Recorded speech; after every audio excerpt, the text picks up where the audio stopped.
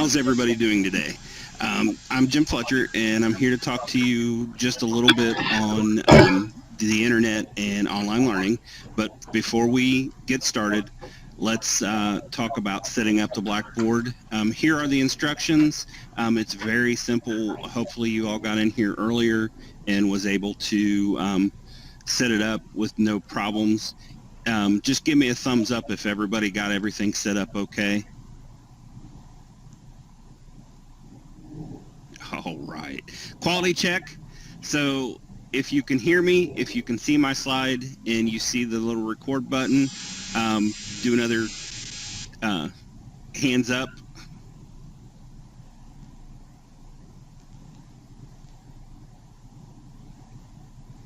Okay, cool.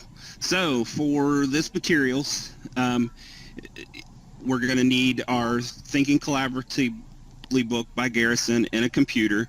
For you in the virtual world, let's make sure you have your book with you just in case. Let's remove all of our distractions.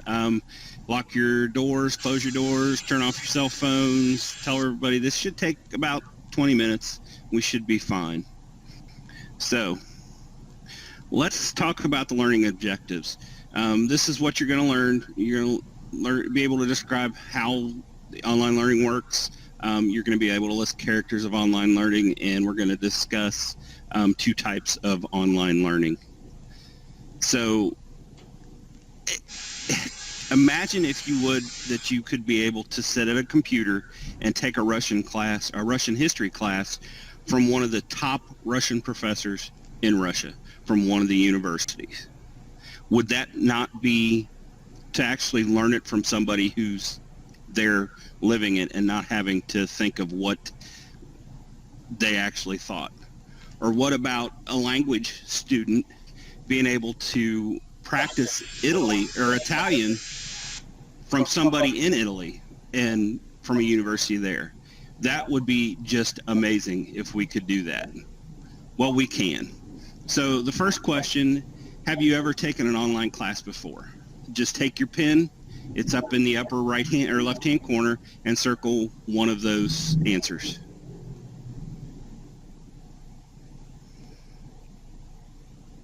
So good. Everybody's done an online class. Cool. So let's talk about how does an online learning work. So online learning is this idea that by using the internet, we can deliver courses to people around the world, and it eliminates the time and the distance restrictions that students have. So I've taken online courses from as far away as 2.5, 3 hours, and it was great because it was a top tier university for the degree that I was getting, but it wouldn't have been, for me to commute, it would have just been too much. Oftentimes, the network allows students to work from anywhere in the world they want, night or day, regardless of when it is, and they complete assignment, and then they upload it to the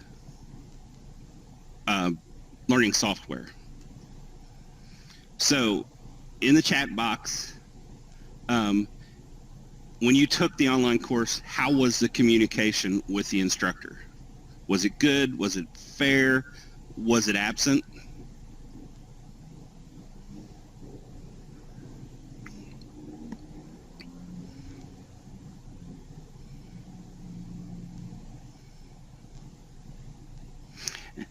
Esteban, you said good for the most part. Jump on here and say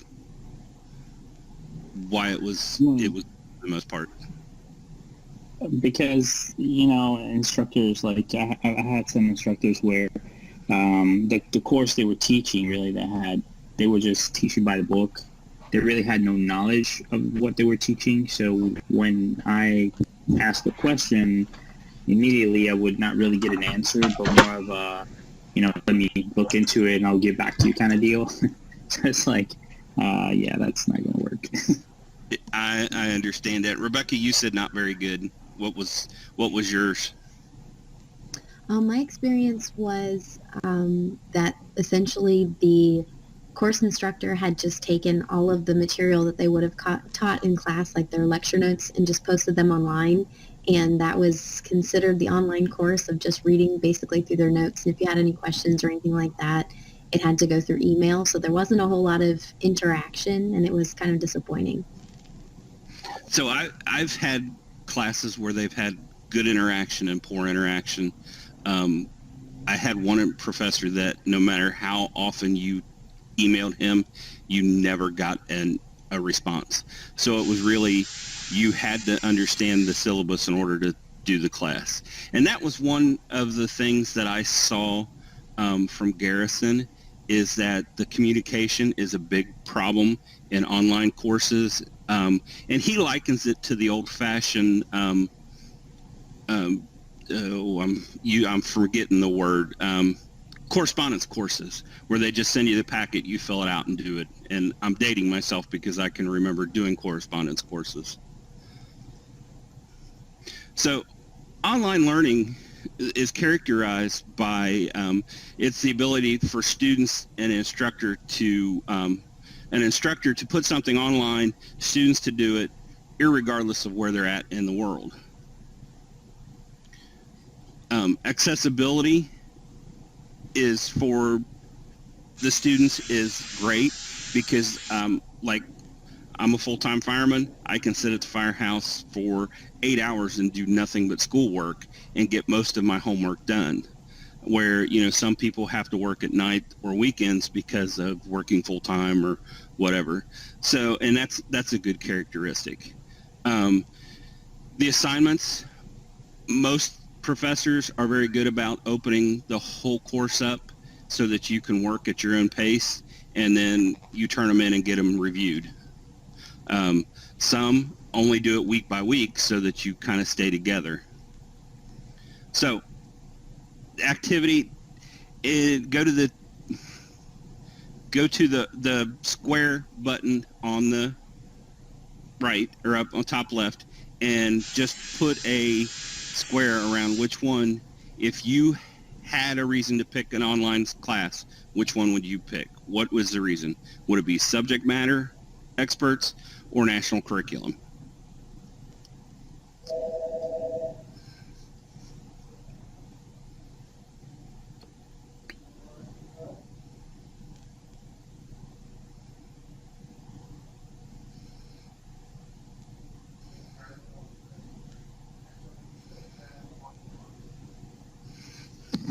Okay, so I have to ask, why the subject matter experts? Just somebody jump in. Ryan, go ahead. Well, I mean, you spend any money and you're going to spend all that time to go ahead and learn something new or something you're interested in. I don't see why you wouldn't want to be with the person that's identified as an expert in that subject. Would anybody pick both of them? Look for the subject matter expert and the national curriculum together. Rebecca, why? I think I would choose that because I would want not just a subject matter expert, but also a curriculum that's been vetted by other professionals in the field, or something that's kind of stood up when people have assessed it for actual, like, meaningful outcomes, rather than just someone can be a subject matter expert, but they could be a core instructor or not be able to create a curriculum. So having that standardized curriculum that people have agreed is the best, I think would be like the best of both worlds, to have both those things together. Yeah. So we have a gentleman here that teaches fire behavior where I live. And he was a chemist for 40 years with Procter & Gamble, so he knows his chemistry. But it is like listening to a rock talk, very monotone. So you're right, he is a subject expert. He teaches at a national level, but he is just boring to listen to. So I agree with you 100%. Garrison was really, I didn't see anything in the book where he talked about these two subject matter experts or a national curriculum. and he was pretty good that there's not a lot of research on online courses at all. So the last type I want to talk about is the types of learning. So asynchronous is pretty much where the lectures are pre-recorded. You listen to them, you do your assignment, you turn it in. Very straightforward. The only problem is if you need an answer or something, then like we've all probably done in the past, you have to email, and then you have to sit there and wait for the instructor to email you back in order to get the answer before you can continue with the assignment or turn it in. Synchronous, on the other hand, is like we're doing right now, where we're sitting in this lecture, we're talking and communicating, and we're going through class. You have a question, we can answer it right now and get it done. Garrison, in our book, said that most of the online courses that started out were asynchronous, but now they're starting to more change over to the synchronous, where they support the text and the video and everything. So an activity, just take the pen and put a check on which one that you would prefer to do.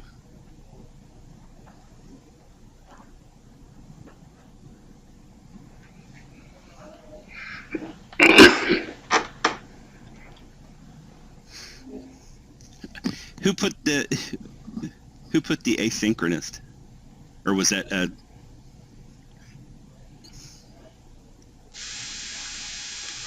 Rebecca?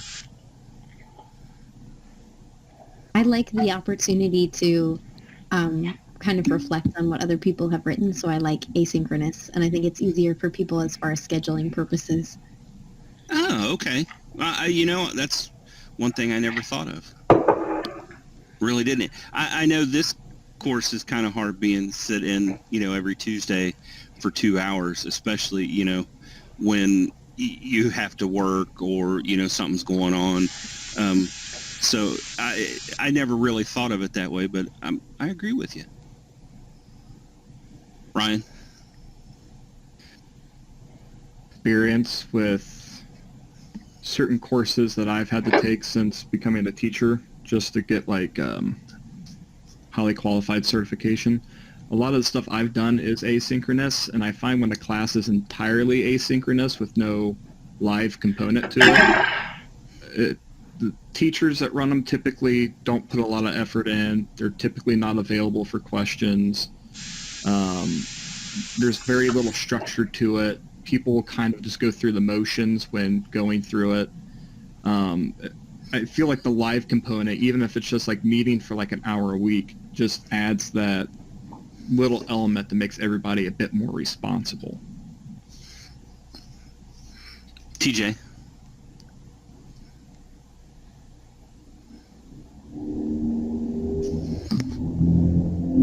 TJ, if you're talking, we're not hearing anything.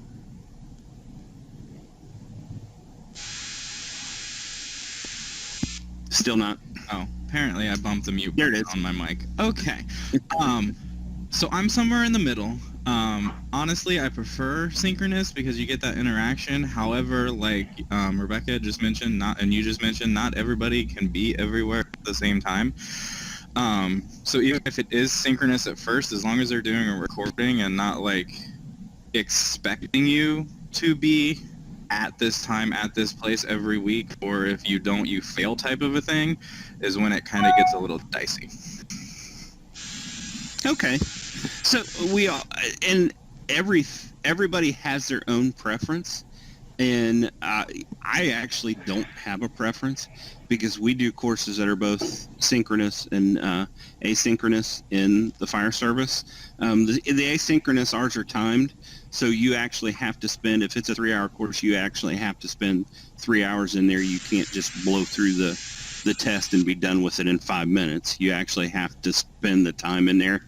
But I see your point. A lot of us, for the asynchronous, we don't take our time. And I'll be the first one to admit, I sit there and let the video run and play on the computer and not even listen to it.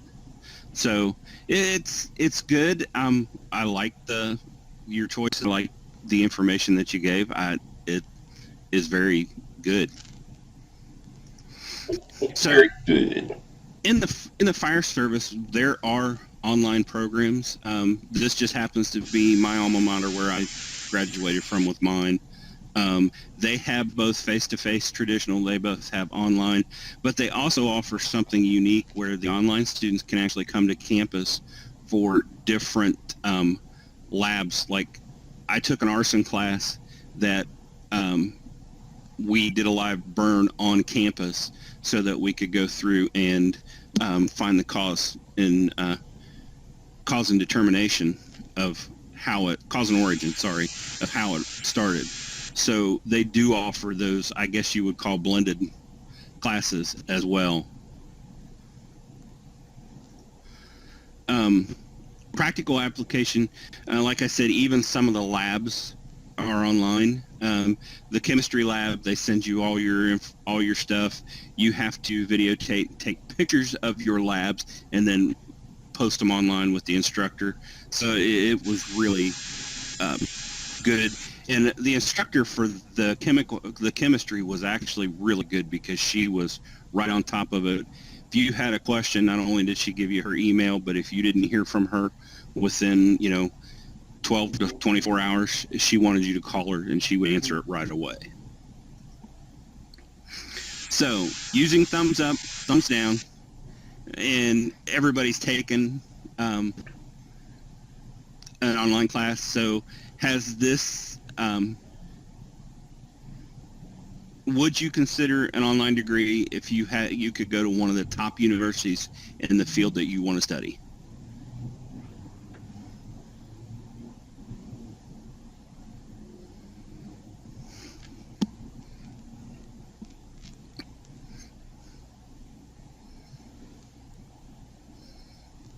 All right.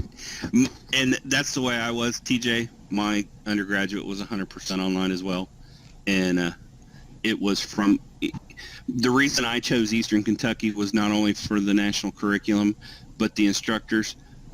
My fire prevention or my fire behaviors instructor actually taught the class from Saudi Arabia where he was investigating a oil refinery fire. And that's, those guys are top in the field. The arson class was taught by the investigator who investigated the Murray federal building bombing, if you guys are old enough to remember that. So, that's why I chose Eastern.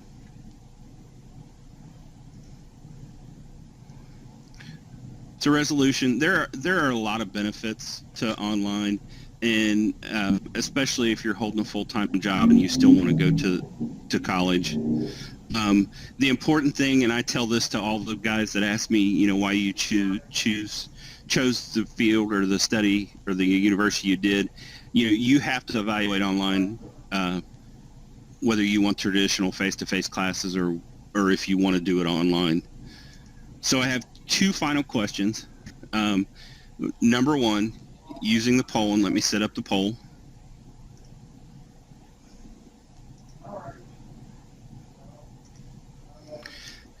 Choosing one or two, has this changed your mind in taking online classes? Which we've all done the online classes, so I would assume it would.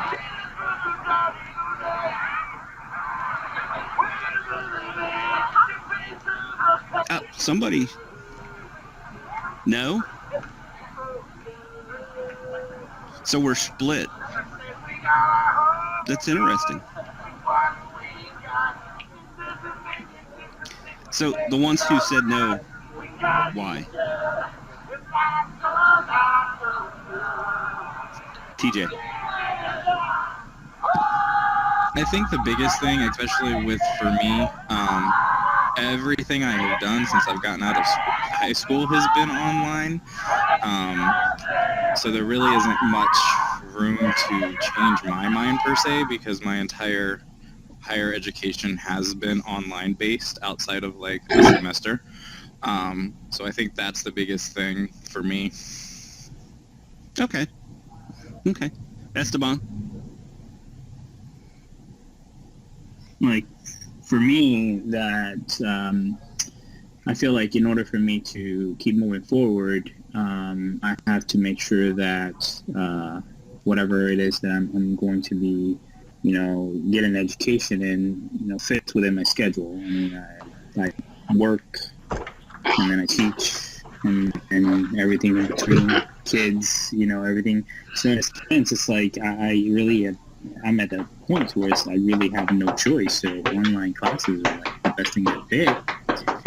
Whether or not they are effective with my learning, I mean, I think that's pretty much up to me as far as how I'm willing to absorb all this information and apply it. Okay. Well, I thank you guys. Class is over. Enjoyed the talk, and thanks again.